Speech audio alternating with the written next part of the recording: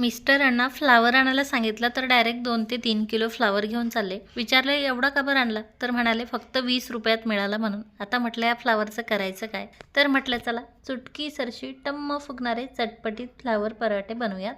तसे आमच्या इथे फ्लावर पराठे सगळ्यांनाच आवडतात, कारण यासोबत मी एक टोमॅटोची चटपटी चटणी बनवते आणि ती चटणी आणि या पराठ्याचं कॉम्बिनेशन एकदम भन्नाट होतं. त्यामुळे फ्लावर न खाणारे देखील हे पराठे आवडीने खातात बरं. आता ज्यांना ज्यांना गोल पराठे बनवता येत नाही, पराठे बनवायला प्रॉब्लेम येतो, त्यामुळे पराठेच बनवत नाही, त्यांच्यासाठीच आज आपण त्रिकोणी आकारात एकदम सोप्या पद्धतीने पराठे बनवणार आहोत. हे पराठे लहानांपासून मोठ्यांपर्यंत सगळ्यांना जमतील इतके सोपे आहे. तसेच पुरुष मंडळी देखील हे पराठे बनवू शकतात बरं, इतके सोपे आहे. तर लगेच आपण रेसिपी पाहूयात. त्या अगोदर एक छोटीशी विनंती आहे, रेसिपी पूर्ण बघा आणि व्हिडिओ जर आवडला तर प्लीज व्हिडिओला लाईक करा. आता या फ्लावरचे पराठे बनवण्यासाठी आपल्याला फ्लावर तोडून घ्यायचा आहे. याचे तुकडे करून घ्यायचे आहे, जास्त मोठेही नाही आणि जास्त छोटेही नाही, कारण हा आपल्याला किसून घ्यायचा आहे. त्यामुळे आता यातला थोडासा फ्लावर ठेवते मी. याची आपण दुसरी एखादी चटपटीत रेसिपी पाहूयात नंतर. आता फ्लावर असा तोडून घेतला की हा आपल्याला स्वच्छ धुवून घ्यायचा आहे आणि त्यानंतर तो कोरडा करून घ्यायचा आहे. आता फ्लावर जर जास्त खराब असेल तर तो आपल्याला गरम पाण्याने स्वच्छ धुवून त्यानंतर कोरडा करून घ्यायचा आहे. आता फ्लावर छान कोरडा झाला की हा आपल्याला किसून घ्यायचा आहे. किसून घेताना हा आपल्याला बारीक किसणीने किसायचा आहे, जास्त जाडसर किसणीने किसायचा नाही आहे बरं, कारण जाडसर किसणीने जर किसला तर पराठे लाटायला थोडासा प्रॉब्लेम होतो, पराठे फुटतात. त्यामुळे हा आपल्याला बारीक किसणीने किसून घ्यायचा आहे. आता सगळा फ्लावर मी असा बारीक किसणीने किसून घेते. फ्लावर किसायला थोडासा वेळ लागतो, पण मग पराठेही तेवढेच चटपटीत लागतात बरं खायला. फ्लावर असा किसून घेतला की आता आपल्याला अर्धा ते पाऊण चमचा मीठ घालायचं आहे आणि मीठ या फ्लावरमध्ये व्यवस्थित मिक्स करून घ्यायचं आहे आणि हे आता 5 ते 10 मिनिट असंच ठेवायचं आहे. आता आपण टोमॅटोची चटणी बनवून घेऊयात. त्यासाठी मी 4 मध्यम आकाराचे टोमॅटो घेतलेले आहे. हे टोमॅटो मी आता लोखंडी तारमध्ये घालते, कारण हे टोमॅटो आपल्याला भाजून घ्यायचे आहे याची वरची साल जळेपर्यंत. डायरेक्ट गॅसवरती भाजायला ठेवलेत मी. तुमच्याकडे जाळी वगैरे असेल तर त्यावर देखील तुम्ही हे टोमॅटो ठेवून घेऊ शकता. टोमॅटोची साल अशी काळपट झाली आणि हे थोडेसे सॉफ्ट झाले की लगेचच आपल्याला गॅस बंद करायचा आहे आणि हे थोडेसे थंड करून घ्यायचे आहे. आता टोमॅटो थंड होत आहे तोवर लगेच आपल्याला कणिक भिजवून घ्यायचे आहे. त्यासाठी मी 2 कप गव्हाचं पीठ घेते. यात थोडंसं अर्धा चमचा मीठ घातले आणि त्यानंतर आपल्याला 1 ते 2 टेबलस्पून बेसन पीठ घालायचं आहे. बेसन पीठ आणि मीठ आता आपल्याला गव्हाच्या पिठामध्ये व्यवस्थित मिक्स करून घ्यायचं आहे आणि त्यानंतर पाणी घालून आपल्याला मध्यम कन्सिस्टन्सीमध्ये कणिक भिजवून घ्यायचे आहे. जास्त पातळ नाही आणि जास्त घट्टही नाही. जशी आपण पोळीसाठी कणिक भिजवतो ना, तशीच कणिक आपल्याला इथे भिजवून घ्यायची आहे आणि मळून याला छान सॉफ्ट करून घ्यायचं आहे. कणिक भिजून झाली की आपल्याला थोडंसं तेल यावरती टाकायचं आहे आणि याला परत एकदा थोडंसं मळून घ्यायचं आहे, छान सॉफ्ट करून घ्यायचं आहे. आता तेल लावून कणिक व्यवस्थित मळून झाली की आपल्याला थोडा वेळ रेस्टसाठी ठेवायचं आहे. आता आपले तोवर टोमॅटो देखील थंड झालेले आहे आणि आपले कणकेचे हात देखील खराब असतात, त्यामुळे लगेच आपल्याला टोमॅटोची साल काढून घ्यायची आहे. अगदी सहज निघते ही साल. आता एक एक करून सगळ्या टोमॅटोची साल मी काढून घेते. साल काढून घेतल्याच्या नंतर तुम्ही हे थोडेसे पाण्याखाली धुवून देखील घेऊ शकता बरं, म्हणजे हे छान स्वच्छ होतात.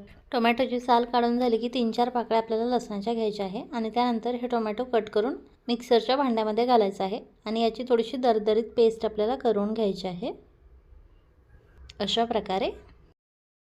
आता लगेच आपण ह्या चटणीला फोडणी देणार आहोत. त्यासाठी कढई गॅसवरती ठेवली मी. यामध्ये आपल्याला तेल घालायचं आहे 1 ते 1.5 टेबलस्पून. मोहरी घालायची आहे अर्धा चमचा. मोहरी व्यवस्थित तडतडली की बारीक चिरलेला लसूण घालायचा आहे 1/2 टेबलस्पून.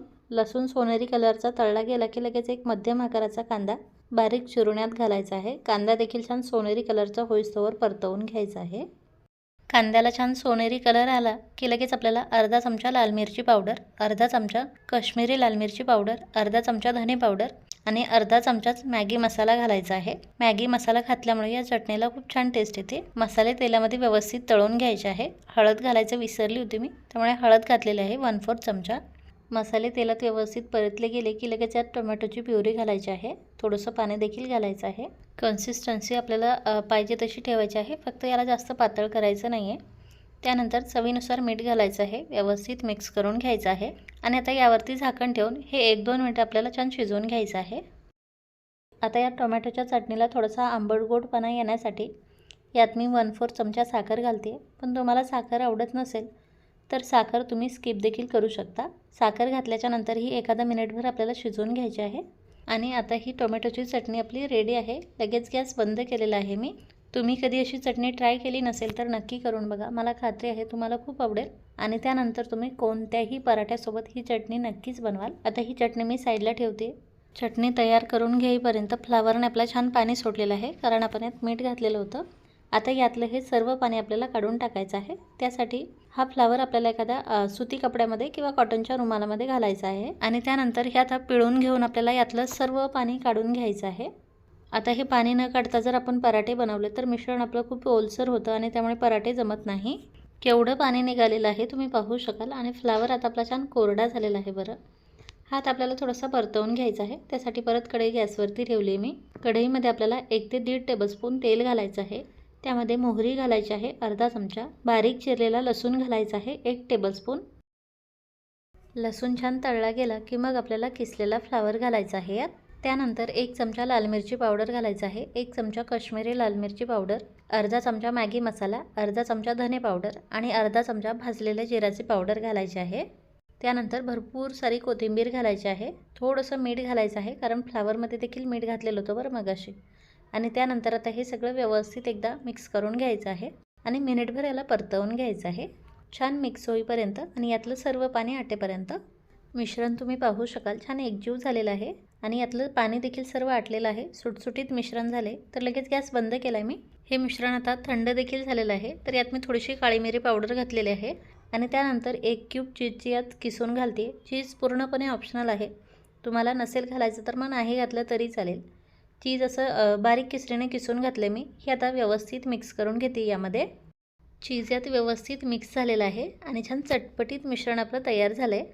तर लगेच आता आपल्याला याचे पराठे बनवायचे आहे. कणिकही आपली छान रेस्ट झालेली आहे. आता कणिकला थोडंसं सॉफ्ट करून घ्यायचं आहे आणि त्यानंतर यातूनच आपल्याला लिंबाच्या आकाराची थोडीशी कणिक घ्यायची आहे.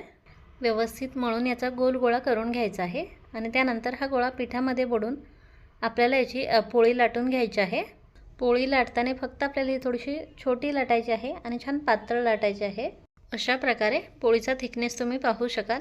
आता यावरती आपल्याला सारण भरून घ्यायचं आहे. सारण यावरती आपल्याला त्रिकोणी आकारात पसरवून घ्यायचं आहे, म्हणजे आपल्या पराठ्याला छान त्रिकोणी आकार येतो, एकदम समोशासारखा. सारणाला असा त्रिकोणी आकार दिला की पोळी आता आपल्याला फोल्ड करून घ्यायची आहे. व्हिडिओत तुम्ही पाहू शकाल. एक साईड फोल्ड केली की थोडेसे टोकं त्याच्या दाबून घ्यायचे आहे. त्यानंतर दुसरी साईड फोल्ड करायची आहे आणि दोन्ही साईड व्यवस्थित फोल्ड करून झाल्या की खालची साईड देखील अशी फोल्ड करून घ्यायची आहे. आता याला छान त्रिकोणी आकार आलाय. आता यावरती थोडंसं पीठ पसरवून घेऊन आपल्याला हलक्या हाताने थोडंसं लाटून घ्यायचं आहे. म्हणजे काय होईल, आपल्या पराठ्याचं सारण एकदम कडाकडापर्यंत व्यवस्थित पोचेल. शक्यतो आपल्याला याचा आकार बिघडू द्यायचा नाही, त्रिकोणी आकारातच याला हलक्या हाताने लाटून घ्यायचं आहे. आणि थोडाफार इकडे तिकडे झाला तरी काही हरकत नाही. आता पराठा असा लाटून झाला की हा आपल्याला शेकून घ्यायचा आहे, भाजून घ्यायचा आहे. पॅनला मी तूप लावून घेते. तुम्ही तेल लावून देखील पराठे भाजून घेऊ शकता किंवा बटर लावून देखील पराठे भाजून घेऊ शकता. पराठा पॅनवरती टाकला की पराठ्याच्या वरच्या साईडने थोडंसं तूप लावून घ्यायचं आहे, म्हणजे हा छान खमंग खरपूस भाजला जातो. आता एक साईड थोडीशी शेकली की याची साईड चेंज करायची आहे. परत याला वरतून थोडंसं तूप लावून घ्यायचं आहे. आता हा लगेच फुगायला सुरुवात झालेली आहे. बरं, याची साईड चेंज करते मी आणि तुम्ही पाहू शकाल हा किती छान टम्म फुगलेला आहे. तर आता याच्या कडा आपल्याला व्यवस्थित शेकून घ्यायच्या आहे. मस्त खमंग खरपूस भाजलेला आहे आपला पराठा. हा मी आता काढून घेते. दुसराही पराठा मी पहिल्यासारखाच तयार करून घेतला आहे. आता हा देखील किती छान टम्म फुगतो हे मी तुम्हाला दाखवते. पराठा पॅनवरती टाकला की आपल्याला तूप लावून घ्यायचं आहे. एक साईड शेकला की याची साईड चेंज करायची आहे. कढा याच्या व्यवस्थित भाजून घ्यायचे आहे. लागलंच तर परत यावरती तूप लावायचं आहे आणि खालच्या साईडने देखील थोडासा भाजला की मग याची साईड चेंज करायची आहे. आता हा देखील पराठा तुम्ही आपला पाहू शकाल किती छान टम्म फुगलेला आहे तर, आणि एकदम खमंग खरपूस भाजलेला आहे. बरं, हा देखील मी काढून घेते आणि राहिलेले पराठे देखील मी अशाच प्रकारे तयार करून घेतलेले आहे. सोबतच आपली ही चटपटीत टोमॅटोची चटणी देखील आहे. पराठेही आपले खूप छान झालेले आहेत. बरं, एक पराठा मी तुम्हाला तोडून दाखवते, म्हणजे तुम्हाला समजेल सारण किती आपलं कोपऱ्यापर्यंत व्यवस्थित पोचलेलं आहे. पराठ्याचं सारण तर तुम्ही पाहू शकाल अगदी कोपरापर्यंत गच्च भरलेलं आहे. आणि हे पराठे आता या टोमॅटोच्या चटणीसोबत एकदम जबरदस्त लागतात. तसेच पराठ्यात आपण चीज घातले त्यामुळे तर याची टेस्ट डबलच वाढते. खरंच तुम्ही एकदा हे नक्की बनवून बघा, तुम्हाला खूप आवडेल.